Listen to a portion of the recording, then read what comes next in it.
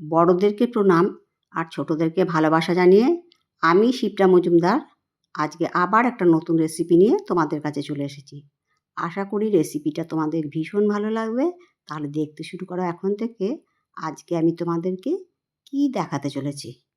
দেখো বন্ধুরা, এখানে 1 আঁটির বেশি ধনেপাতা আছে। এটাকে ধনেপাতার যে ডাঁটাগুলো সেই শুদ্ধ পুরো ধনেপাতাটাকে আমি কেটে নেব। এখন কাঁচি দিয়ে কেটে নিচ্ছি। তবে কাঁচি দিয়ে কাটতে একটু অসুবিধাই হচ্ছে, যেহেতু অনেকটা ধনেপাতা আছে সেহেতু কাঁচি দিয়ে কাটতে একটু অসুবিধা আছে। পুরো ধনেপাতাটা আজকের রেসিপিটাতে লাগবে। দেখো, আমি কাঁচি দিয়ে যতটা সম্ভব কেটে নিলাম। তারপরে আমি বাদবাকিটা আরেকটু পরিমাণ নিয়ে ছুরি দিয়ে কেটে নিলাম। মোট 1 আঁটির বেশি ধনেপাতা আমি কেটে নিলাম। ধনেপাতাগুলো কিন্তু আমি কাটার আগেই ধুয়ে নিয়েছিলাম। এবার পুরোটাই থালার মধ্যে তুলে নিয়েছি।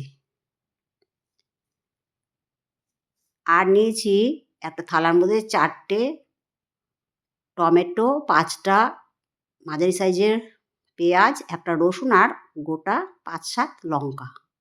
টমেটোগুলো কুচি করে নিয়েছি, লঙ্কাগুলোকে কুচি করে নিয়েছি, একটা গোটা রসুন ওটাকেও কুচি করে নিয়েছি, আর 5খানা পেঁয়াজকেও কুচি করে নিয়েছি। ঠিক এইরকম পর্যায়ে কুচিটা করে নিতে হবে।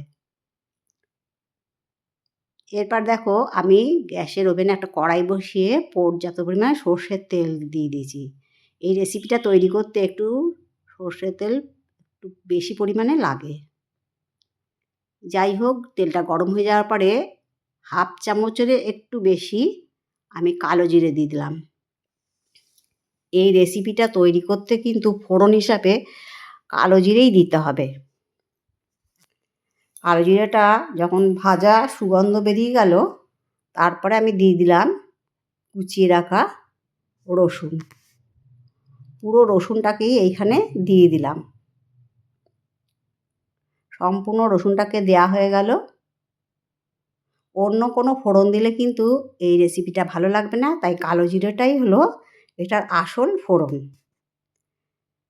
যাই হোক, খুন্তির সাহায্যে ভালো করে নাড়ি চাড়িয়ে দিয়ে ঠিক এইরকম পর্যায় পর্যন্ত রসুনটাকে ভেজে নেওয়ার পরে আমি ছেড়ে দিলাম কেটে রাখা পেঁয়াজগুলো। পেঁয়াজগুলোকে সম্পূর্ণ দেখো আমি দিয়ে দিলাম। এবার একটু খুন্তির সাহায্যে ভালো করে নাড়িয়ে চাড়িয়ে নেব। ওপর নিচ নাড়িয়ে চাড়িয়ে ভালো করে এটাকে একটুখানি ভেজে নেব। এই সময় আঁচটা মিডিয়াম আছে। এবার দিয়ে দিলাম 1 চামচ লবণ, আর দিয়ে দেবো হলুদ। এখানে হলুদ দিচ্ছি ধরো 1/2 চামচের একটুখানি বেশি। এবার লবণ আর হলুদ দিয়ে পেঁয়াজটাকে ভালো করে ভেজে নিতে হবে। একদম বেশি যেন কড়া ভাজা না হয়ে যায়। যখন একটু গোল্ডেন ব্রাউন হবে সেই পর্যন্ত আমাকে এটাকে ভেজে নিতে হবে। বেশ কিছুক্ষণ ধরে এই কাজটা করে নিতে হবে। খুন্তি দিয়ে ভালো করে দেখো নাড়ি চাড়িয়ে এটাকে আমি গোল্ডেন ব্রাউন করে ভেজে নিচ্ছি।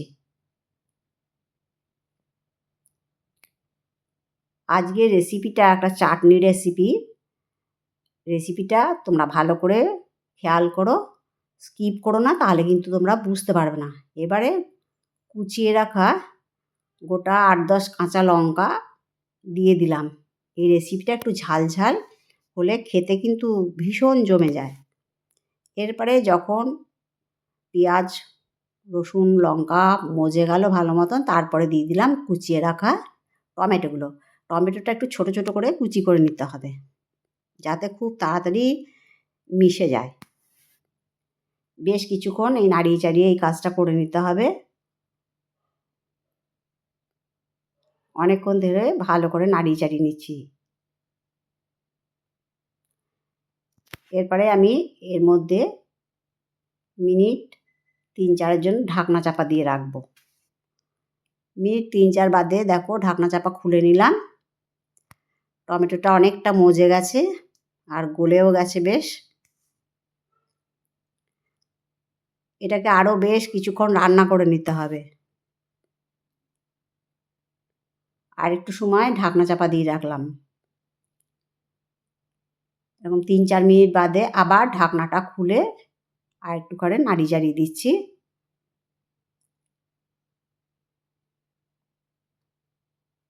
এটা থেকে যতক্ষণ না তেল বেরিয়ে আসে ততক্ষণ পর্যন্ত এটাকে আমার কষিয়ে নিতে হবে। তোমরা দেখে বুঝতে পারছো বেশ খানিকটা তেল বেরিয়ে এসছে। এরপরে আমি কেটে রাখা ধনেপাতা সমস্তটা দিয়ে দেবো। বন্ধুরা, আজকে আমি তোমাদেরকে টক ঝাল মিষ্টি স্বাদের একটা মুখরোচক ধনেপাতার চাটনি তৈরি করে দেখাবো, যেটা ভাত, রুটি, পরোটা, লুচি, এমনকি ফ্রাইড রাইস সব কিছুর সাথে ভীষণ জমে। বেশ চটপটা একটা রেসিপি।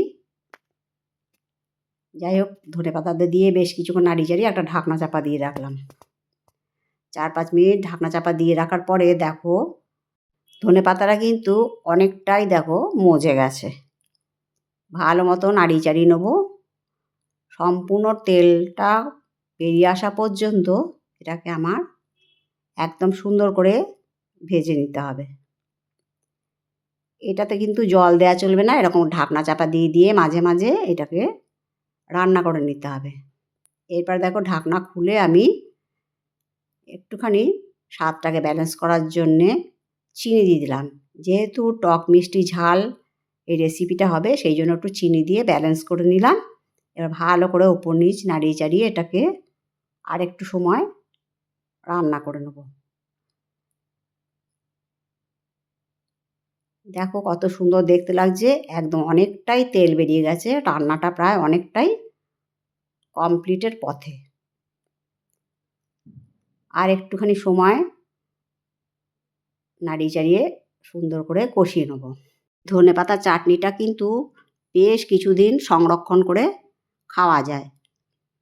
ফ্রিজে রেখে দিলে কিন্তু অনেক দিন এটা সুন্দর থাকে আর সমস্ত কিছুর সাথেই খেতে পারা যায়।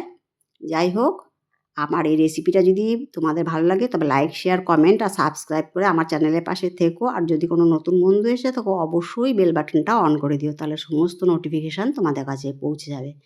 দেখো যখন সুন্দর করে হয়ে গেল, তোমরা দেখেই বুঝতে পারছো একদম মাখো মাখো হয়ে গেছে, তেল ছেড়ে বেরিয়ে এসছে। তখন আমি একটা প্লেটের মধ্যে চাটনিটাকে সার্ভ করে নিচ্ছি। দেখো কত সুন্দর দেখতে লাগছে। আর এরকমভাবে তৈরি করে দিলে বাড়ির প্রতিটা সদস্য কিন্তু ভীষণ খুশি হবে। তাই তোমাদের কাছে রিকোয়েস্ট করলাম অবশ্যই তাদেরকে তৈরি করে খাইয়েও একবার। আর তোমাদের সুন্দর সুন্দর কমেন্টসের মাধ্যমে জানিও কেমন লাগলো। তোমাদের সুন্দর সুন্দর কমেন্টস পেলে আমি কিন্তু আরেকটা রেসিপি তৈরি করতে অনেক উৎসাহ পাই। তাহলে বন্ধুরা, আজকে এই পর্যন্ত রাখি। অন্য কোনো দিন অন্য কোনো রেসিপিতে আবার দেখা হবে। কেমন? টাটা।